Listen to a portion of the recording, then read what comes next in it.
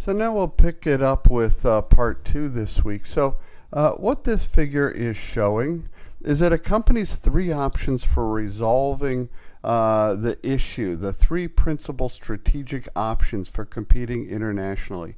You could go multimodal, you could go global strategy, or transnational strategy, and they're described on this flight. Notice the multimodal employs localized strategies.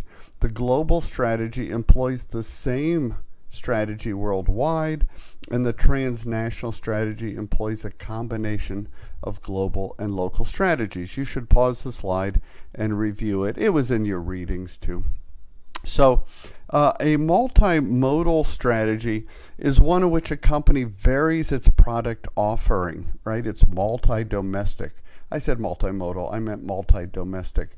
It varies its product offering and competitive approach from country to country in an effort to be responsive to the different buyers and their preferences in the market conditions, right? And so this core concept laid out nicely here in the slide, just to review one more time. But the point I would offer is that you think local, you act global or strategic, right? I was trying to make a rhyme, think local, act global, but really it's think local, act local strategy. Local strategy making is what I wanted to say. Okay, so it has a couple of drawbacks though, right? It can hinder the transfer of competencies and resources across boundaries, and you don't always promote building a single unified competitive advantage, especially if you're based on low cost ownership. So there's some drawbacks there. Now the next strategy we mentioned was a global strategy, and this is one in which a company employs the same basic approach all over the world in all countries that it operates, and it sells standardized products globally like the iPhone, right? It strives to build global brands, and it coordinates its actions worldwide with strong headquarters control, centralized control, right? And it represents the think global, act global approach. And here's a summary of that think global, act global approach for your review. Now, the third strategy we mentioned was that transnational strategy. And this is a think global, act local approach that is going to incorporate elements of both the multi-domestic and the global strategies that we talked about. And this slide is a summary of that approach. Notice that you'll use the same strategic theme. For example, low cost, differentiated approach, maybe a focused, maybe a best cost approach, whatever approach you're taking that we've already studied, that would be applied in a think global, act local approach. So in considering though the concepts, right, here are some questions to ponder, right? And we want to think about how Four Seasons Hotel's been able to compete successfully on a basis of transnational strategy. It's really very interesting. Maybe worth a Google search and just some lookup. So now, using international operation to improve overall competitiveness. There are 3 important ways in which a firm can gain that competitive advantage. Remember, we're looking for cost differentiation, cost advantage, and competitive advantage, right? So there are 3 ways to do that, or to work to offset the domestic disadvantage, right, by expanding outside your domestic market. Now, first, you can use the location to lower costs or achieve greater product differentiation. Secondly, you can transfer competitively valuable resources and capabilities from one country to another, or maybe share them across the international borders to extend your competitive advantage. I think maybe of Ford building a plant just over the border in Mexico, for example, or GM or any of them. And the third is that it can benefit from cross-border coordination opportunities that are not open to domestic-only partners, right? And so you're leveraging that opportunity to take advantage of your developing your product you think is valuable and the markets. Now, using location to build competitive advantage. So companies that compete internationally can pursue competitive advantage in world markets by locating their value chain activities in whatever nations prove most advantageous.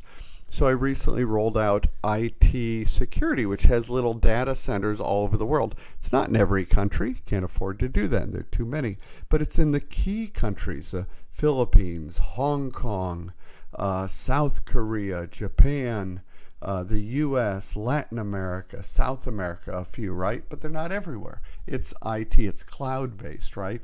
And so they took this sort of approach. So, and where other companies did not. They were using virtual machines, which were less appealing.